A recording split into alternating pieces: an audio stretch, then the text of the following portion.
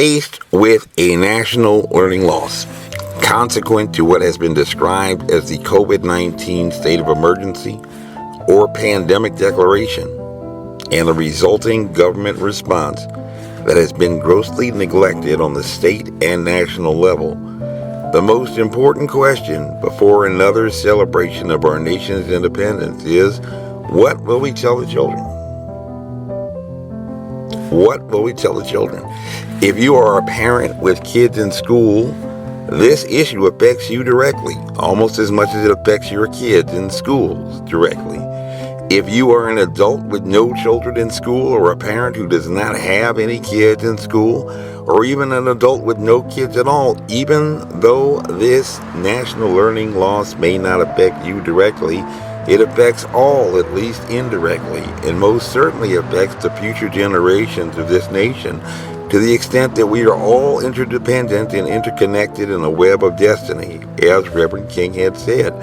And quite frankly, for anyone to say that this is not about them and not their problem says a lot about them as persons, as Americans, and their sense of morality and humanity, and hopefully that person is not you.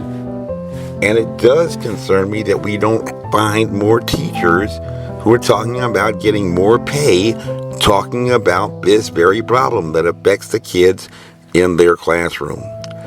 But for a moment, let me tell you a little bit more about me. My name is Major Mike Webb, a candidate for state delegate in Virginia's 3rd House District, running as an independent, truly an independent, not endorsed by any party, not aligned with any party, in a district where national news publications have stated that Arlington Democrats hold all of the strings of power. And those same experts say that after the Arlington Democrat primaries are over in June, then the November election is nothing more than a coronation for those who have already won, a fait accompli, rendering at least that opportunity to exercise your franchise rights to vote essentially meaningless. A rubber stamp, which is a proposition that, to be quite frank, is inapposite to what the founders had intended when they had begun a great experiment in democracy. Democracy is at stake. I am not a parent and have never been a parent, nor am I an educator, at least in the traditional sense. However, more about me, both of my parents and my father's sister, my aunt, had been public school educators. My grandmother, whose uncle had served as a pastor of a church today on the National Historic Registry in Charleston, and who had married my grandfather, a franchised martyr, who had built a church in present-day Eden, North Carolina, that today is also listed on the National Historic Registry, had been a primary school teacher, educated at an HBU, Elizabeth City State, in a segregated schoolhouse just across the state line in North Carolina, just south of Danville, Virginia. My godfather had not only served as the first African-American House Majority Whip in the United States Congress, but also, after leaving politics, had served as the president of the United Negro College Fund, where they have the motto that a mind is a terrible thing to waste. And but not for their education in our traditional two-parent family, with Christian values, I might add, I probably would not have enjoyed the opportunities that I had as a child, attending some of the best private and parochial schools for grammar school and high school, and probably would not, as a direct consequence, have ever attended a college that is today the most competitive private college in the entire Commonwealth of Virginia. Life is a series of geometric points, if you remember geometry, that are connected as a line. And those decision points, which we often find in Six Sigma and project management, which may seem at the time insignificant, inevitably determine where that line that becomes your life will go, opening opportunities or presenting obstacles. And so at least my life has taught me that each decision affecting education will determine your ultimate outcomes, to include your future income, your social circle of personal relationships, your ultimate successes, and your ultimate failures. All decisions have consequences. Each decision even if only just a small quiz or test. A decision to go left or right, up or down, will determine when and where you may attend high school, college, or even graduate school. And to the extent that income is important, it will affect that too. I have very close friends who on 9/11 made just one small decision, and that little insignificant decision at the time determined whether or not they lived or died on that day. Decisions. Even small decisions are important, and to the extent that income is important to you, it will affect that too. And if money and quality of life is important to you, then you should be very concerned about your education. In the landmark Brown decision decided by the Supreme Court on May 16, 1954, education is perhaps the most important function of state and local government, is what was said. And it was the considered opinion of the majority, spoken by Chief Justice Earl Warren, that such an opportunity, where the state has undertaken to provide it, is a right which must be made available to all on equal terms. But on March 16, 2020, the Arlington Public Schools, for whatever reasons, joined by other public school divisions across the state and indeed across the nation, had made the decision to close public schools to in-person instruction. And as a direct and proximate result of this measure, this action, this decision, there were consequences purportedly done for the safety of children today. Results from the National Assessment of Educational Progress, the nation's report card, show dramatic and sobering declines in math and reading scores for the nation's 4th and 8th graders, laying bare the ways pandemic-related disruptions damaged American students' ability to learn, as reported in USA Today in the October 24th edition from last year. 4th grade is just before you enter middle school. And that's going to have an effect on how well you start to acquire those skills and learn those lessons. 8th grade is just before you go to high school, to prepare you for more advanced classes like algebra, trigonometry, calculus, statistics, particularly in the math for those hoping to get into high-paying STEM careers. And if you don't fix that, that's going to affect our future teachers. It's going to affect our future doctors, our future scientists, and that's going to affect what opportunities are going to be available to us all as a nation, because we will have persons in those professions that are not quite as equipped as they should have been. Early in the pandemic, by June 2020, when the nation was beginning to implement masking guidance to enhance the prevention and mitigation strategies of sweeping lockdowns, McKinsey & Company, an education research consortium, had already anticipated that the U.S. education system was not built to deal with extended shutdowns like those imposed by COVID-19 pandemic. And that was long before we had schools closed for 2 years. And it was their opinion that teachers, administrators, and parents have worked hard to keep learning alive. Nevertheless, these efforts are not likely to provide the quality of education that's delivered in the classroom. And this goes beyond the socialization that goes on when children are in the school environment.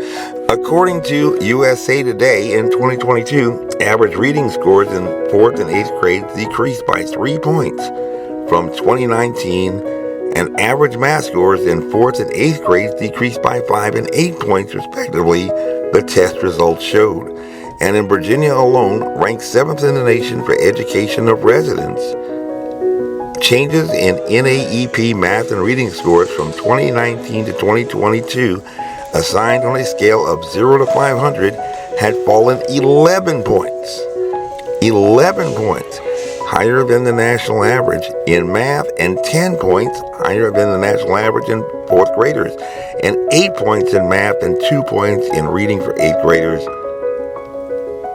on a test which involved 446,700 students at 10,970 schools across all states at the beginning of the calendar year.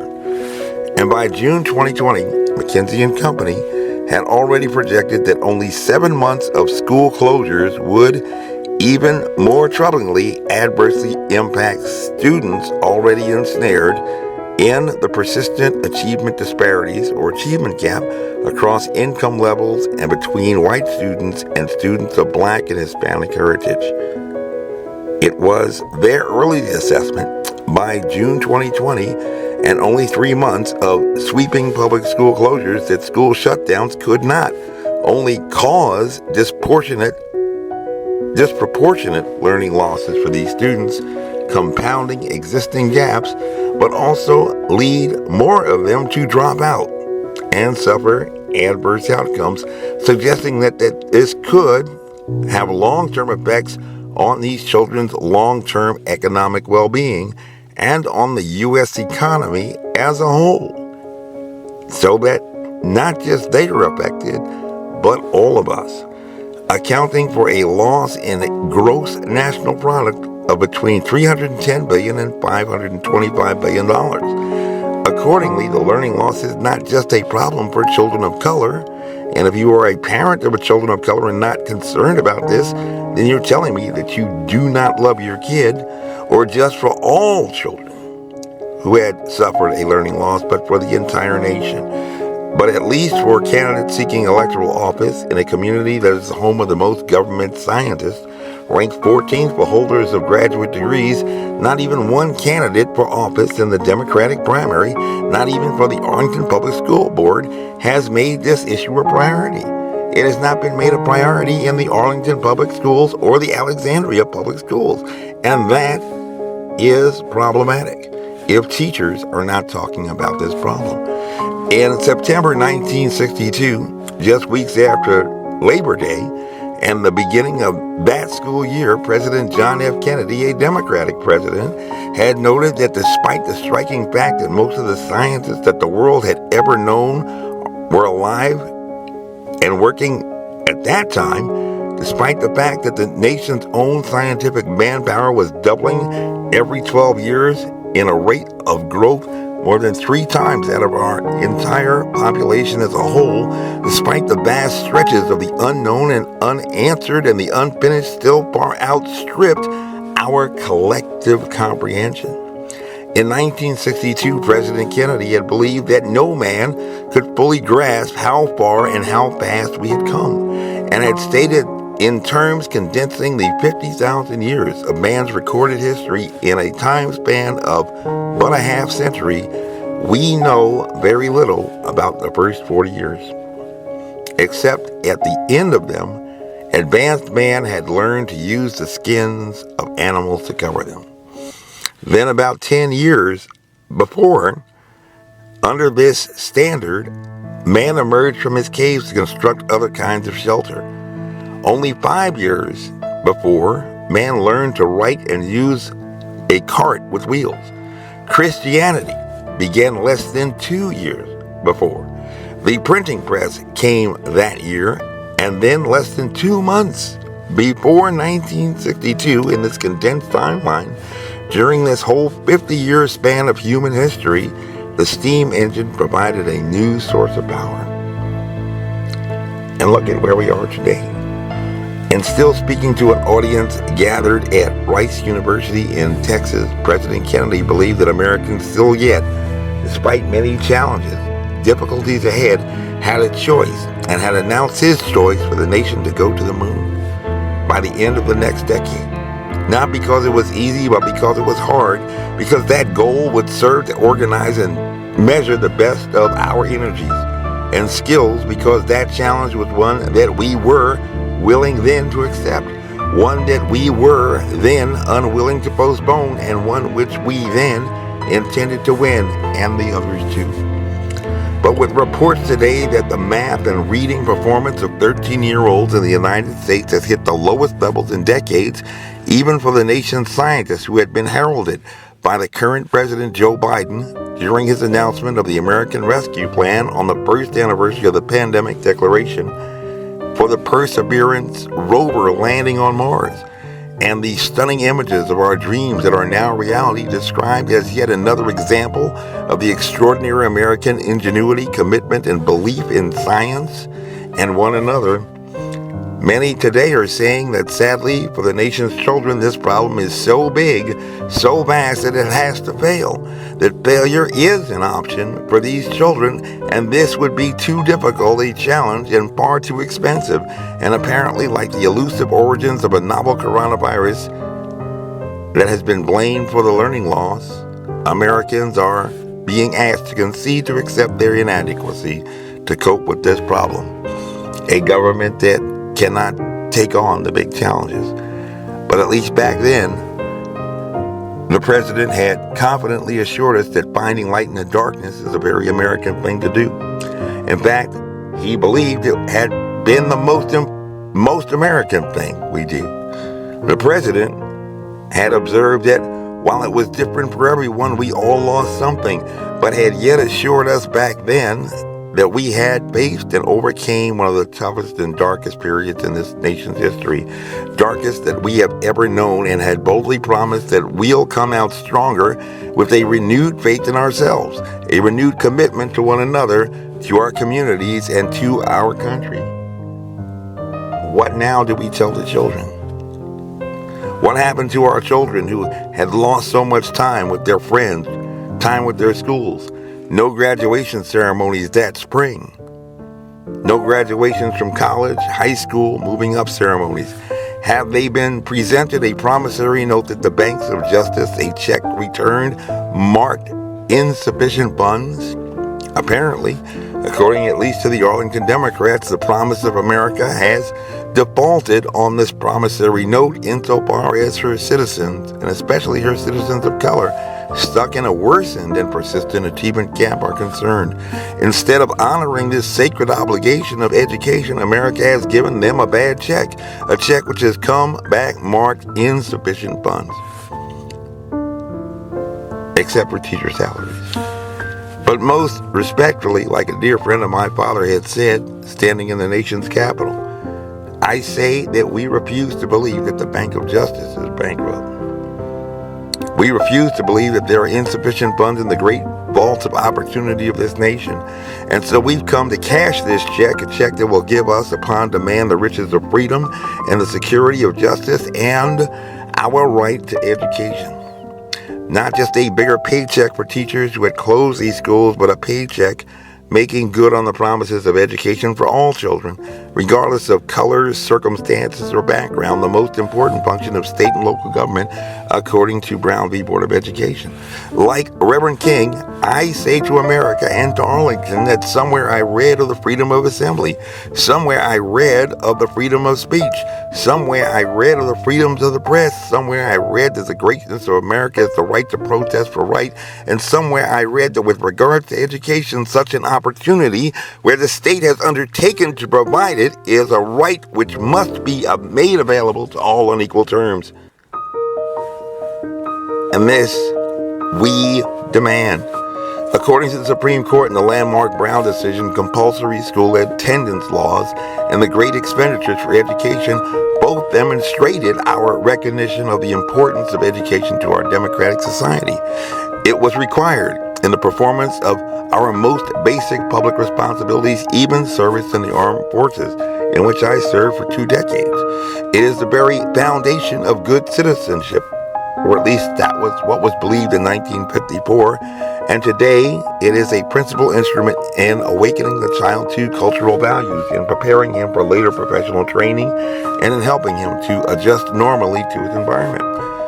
Adversely affected during 2 years of closed schools in a pandemic. In these days, it is doubtful that any child may reasonably be expected to succeed in life if he is denied the opportunity of education, or at least so Chief Justice Warren thought in 1954. And all we say to America today is to be true to what you said in the past. Be true to what you said on paper. And so let's rise up with greater readiness. Let us stand up with a greater determination. Let us move on in these powerful days, these days of challenge, to make America what it ought to be. We have an opportunity to make a better nation. We have an opportunity to make an America great again. And if America is to be a great nation, a greater nation, we cannot forget, as the singer Whitney Houston had once sung, I believe that the children are the future. Teach them well and let them lead the way. This must become true and our reality, and it is truly our choice, for as President Kennedy had reminded all Americans during his inauguration, in a celebration not of party but of freedom, that God's work on earth must truly be our own. And with God's help and grace, we indeed have that power within our hands. And so let freedom ring from the prodigious hilltops of New Hampshire. Let freedom ring from the mighty mountains of New York. Let freedom ring from the heightening Alleghenies of Pennsylvania. Let freedom ring from the snow-capped Rockies of Colorado. Let freedom ring from the curvaceous slopes of California. And let it ring right here in Arlington. Not only that, let freedom ring from Stone Mountain of Georgia. Let freedom ring from Lookout Mountain of Tennessee. Let freedom ring from every hill and every molehill of Mississippi. From every mountainside, let freedom ring right here in Virginia for lovers. And when this happens, when we allow freedom to ring, when we let it ring from every village and every hamlet, from every state and every city, we will be able to speed up that day when all of God's children, black men and white men, Jews and Gentiles, Protestants and Catholics, will be able to join hands and sing in the words of the old Negro spiritual, free at last, free at last. Thank God Almighty, we are free at last. And we truly are free with the keys that are provided by education.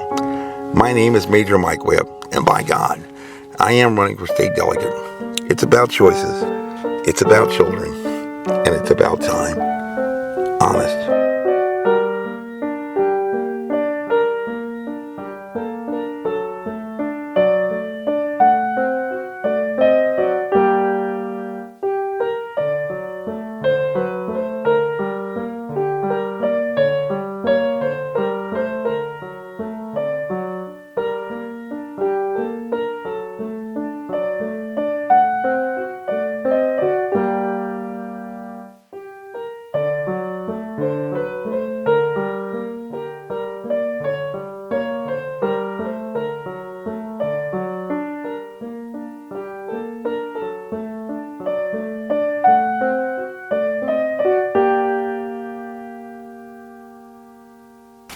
This message was approved by Major Mike Webb. Honest.